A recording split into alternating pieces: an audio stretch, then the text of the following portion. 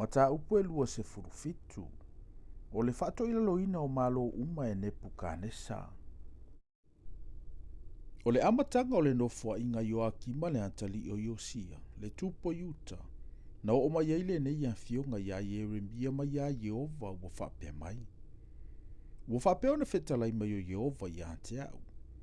Ia e whaia mo oe noa noanga maamo, ma whae ea i lunga o lo ua. Ia e avatu ai fo i le tupo e toma, ma le tupo Moapi, ma le tupo le whanaunga a Moni, ma le tupo Turo, ma le tupo Saitonu, i lima o Savali. O e o mai Jerusalema. Ia se te kaia le tupo Yuta. Ia e whai atu fo i ate i lato. I lato whape atu i o lato wali. O lo whape ona whetalai mai o Yehova au, le atua o Israel. Ia whape ona utou whai atu i o utou wali i. O au nei, ua o whaia le lalolangi, o tangata ma manu ilunga o le whonga ele ele. I lo umana tele, ma lo ulima whaalolo. Ua utu ina atua i fo i le ua tatau ma lo umanatu. O le nei, ua utu ina atu e au o ia nuu uma i le limo Nepukadnesa le tupo Papelonia, la au auna. O manu fe ai fo i ua utu ina atu ai i ate ia, e au auna i ate ia. E au auna lava atu nuu uma i ate ia, ma lo natali i.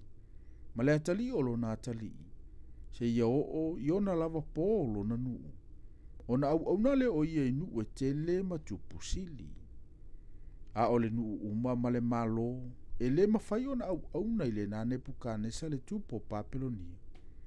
E le tu ina atu foi o lanto ua i le amo le tupo Papelonia. O te tau i atu i le nanu i le pelu, ma le onge, ma le whaamai. O lo ofetalai mai ai Jehova, se ia o whaumatia i lanto i lona lima. O le nei, awane i outou whaalongo i outou perofeta, ma outou tau laitu, ma outou whaimiti, ma outou tangata i ite ia o le langi, ma e whaitonga fiti whatau laitu i ate outou. O i lantou e whai atu i ate outou, o whape atu. E le whai ma au na outou le tupo Papelonia. A wao me pepelo, wa lantou wawalo ai i ate outou. Ina ia ave mamao ina outou ilo outou la wele ele. Ia outou lia foi outou, ma ia whao matia outou. A ole nuu, e tu ina o lantou ua i le amo le tupo Papelonia. A au na ia te ia. O te tu ina atu i lantou ia no fopea ilo lantou la wele ele.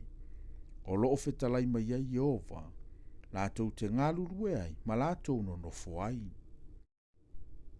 Na ufai atu fo ia se te kaia, le tupo Yuta, e tusa mai ia upu uma, o whape atu.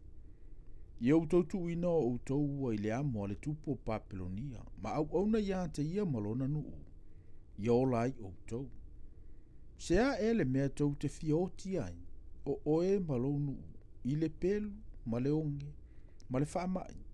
E peiona whetalai mai ai o Jehova i le nuu, e le au auna i le tupo Papelonia. Aua tau te whaafafonga i upo perofeta, o e whai mai i ate outou, o whape mai. E le whai outou ma au auna i le tupo Papelonia. A wao mea pepelu wa lantou wawalo ai i ate outou. A wao lo whetalai mai Jehova. Wa aule au ina atu i lantou. A walatou wawalo. I le pepelo i lo wingoa. Ina ia outou lia outou, ma ia wha umatia outou. O outou, ma perofeta o e wawalo i ate outou. Na ufa iatu fo i whaitaulanga ma le nei nuu uma, ua whape atu. O lo whape ona whetalai mai o Jehova.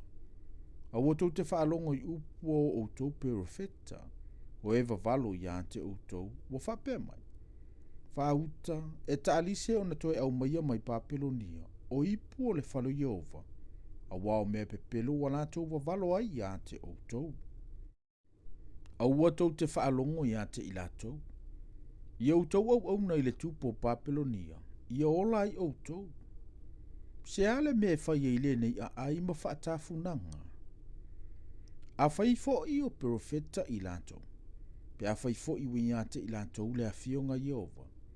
Se i latou whaatonga atu i a Jehova au.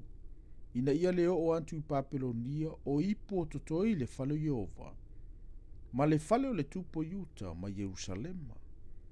A wao o whapeo na whetalai ma Iova o au, ipou, ma le vai, ma tuu ngā tā elenga, ma toi ipu ua tuu I le nei a ai, o mea ia na le ave aia ne pukanesa le tupo Papelonia, ilo na ave whaatanga tau taua, ia Iekonia le antali o Joakim, le tupo Iuta, ma li umo Iuta ma Yerusalema I Papelonia.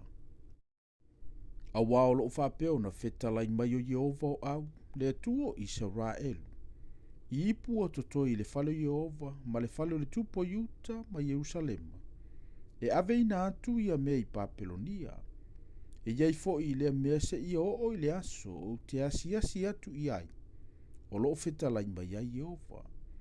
O na utoi au mai a lea, ma whaafo isia mai ia mea I le nei mea.